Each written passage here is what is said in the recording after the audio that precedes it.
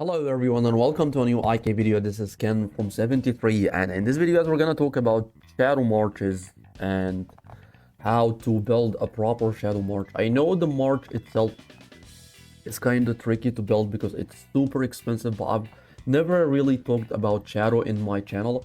This is why I decided to do a video about it, and I want to show some similarities between the shadow march and the water march because in my opinion both marches are very similar when it comes to the immortal skills, and of course the skills that you can use on either the shadow immortals or the water immortals. First I want to talk to Himiko since she's kinda the most important one in the shadow march, and you cannot actually play a proper shadow march without Himiko because she's usually the main source of damage, or at least until Tutankhamun showed up into the stage. But so far Himiko still is a very decent immortal, whether to use in shadow, whether to use in any other march. So talking about her skill first, her skill deals an insane amount of damage, of course, up to 450%, and if you have her exclusive artifact that means that another 30% more damage into the ultimate skill. And of course never to forget the control that she applies to one of the back row immortals. She simply rip open the space and pulls back a back row unit with the highest troop number into the void. While in the void, enemies cannot attack or use spells or cannot receive damage. They cannot be targeted by any kind of normal attacks or spells for 6 seconds. That means that it could backfire sometimes, because I've ran into shadow marches sometimes with my water march where Himiko pulled out Merlin into the space and Merlin stayed there for 6 seconds, not receiving any damage, not being able to deal any damage, and then when he comes back he got full troops and he's ready to nuke the enemy shadow team. So this is when it could backfire. So she is very much similar to Merlin. Merlin deals an insane amount of damage with his ultimate skill, up to 520%. Add more 50% to this if the enemy was under the effect of a chill from either Dido or the new support immortal, which is Artemisia. So this is for Himiko and Merlin. The second immortal I want to talk about is the Shadow Frontline Defense immortal, which is Bjorn, which I believe is pretty much similar to Ragnar in the Water March. Looking at his skill, he creates a scorched earth under the enemy feet, lasts for 9 seconds, and increases the damage dealt to the enemy team within the scorched earth by 20%. So he increases the damage of the affected enemies by his ultimate skill by 20%. And this is pretty much same as Ragnar. The only difference is that Ragnar's skill lasts for only 6 seconds and the damage increase is 30%. If you have his exclusive artifact, of course the skill has an additional 1.5 seconds. So that means the skill lasts for 7.5 seconds instead of 6. So this is pretty much the similarities between Ragnar and Bjorn. They both help increase the damage taken for the enemy team. For Ragnar it is 30%, for Bjorn it is 20%.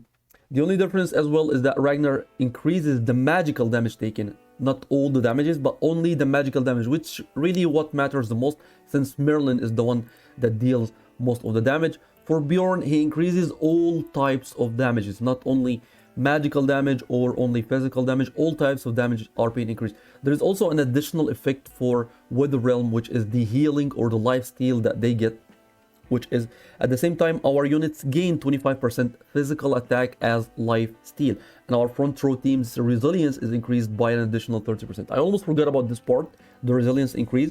It only works in the front line, so if Bjorn is being used with Tutankhamun, that means that both Bjorn and Tutankhamun will receive an additional 30% resilience.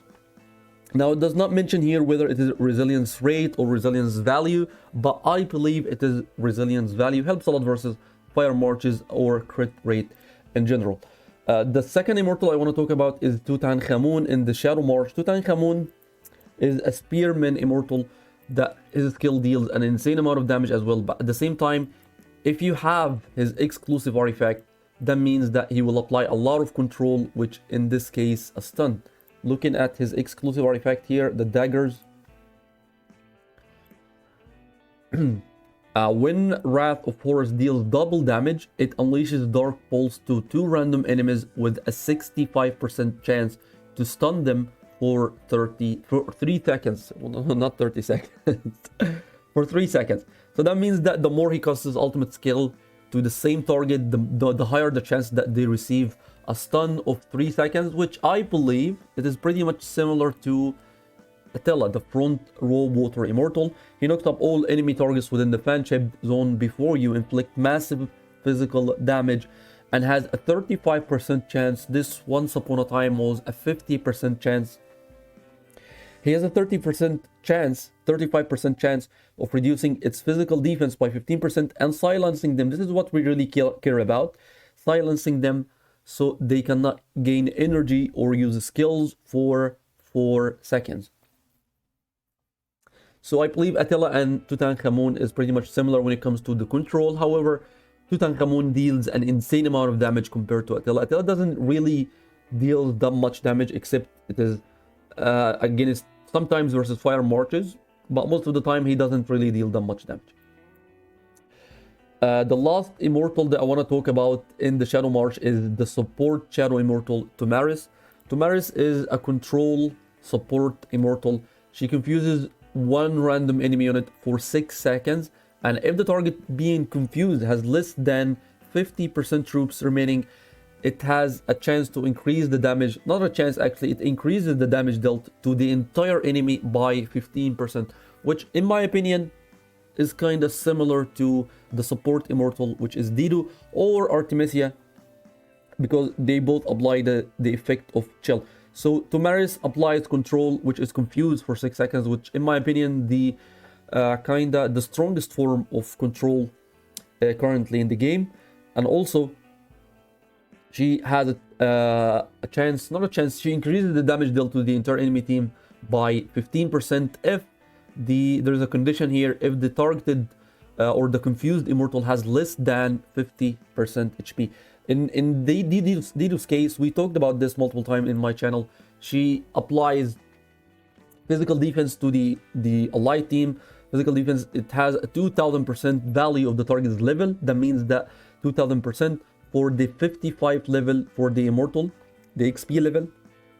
That means it will be 2000% will be around 1100 physical defense, and it's gonna increase the more levels that we get. For example, when we get level 60 and we increase the immortals to level 60, that means that the physical defense that Dido applies to the allied units will be increased.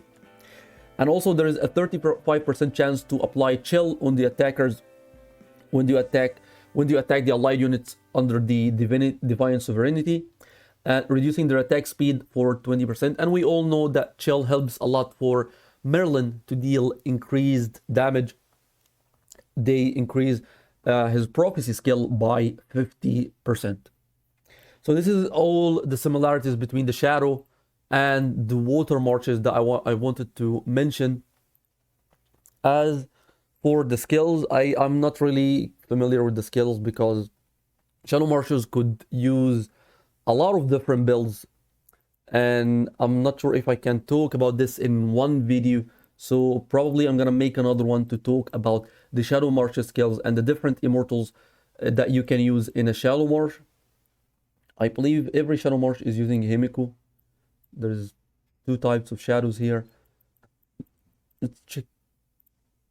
Bjorn, yeah, Bjorn is being used in both as well. Alright, so this will be all for the Shadow and Water similarities video. Thank you so much for watching. Don't forget to subscribe to the channel and have a wonderful day.